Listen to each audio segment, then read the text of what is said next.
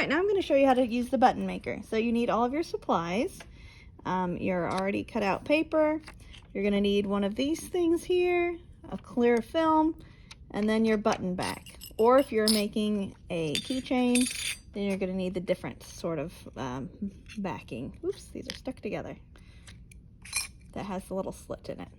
All right, so I have this labeled first. You're going to take your silver thing. You're going to do sharp side down. It's going to fit right in there.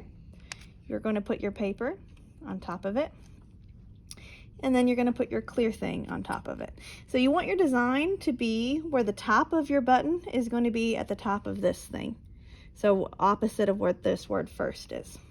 Then you're going to swing it around, press down on your thing over here. I almost just tried to go the wrong way there. That's funny. Now it's going to be sucked up in there so you can't see it. So now you're going to go to second where it says pin. So you're going to take the pin side down, sharp edge up, and it's going to fit right in here. Once again, you're going to want to make it so that the pin is horizontally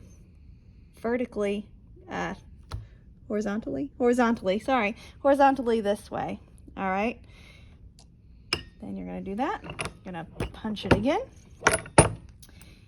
And here is your finished button. It is all ready to go.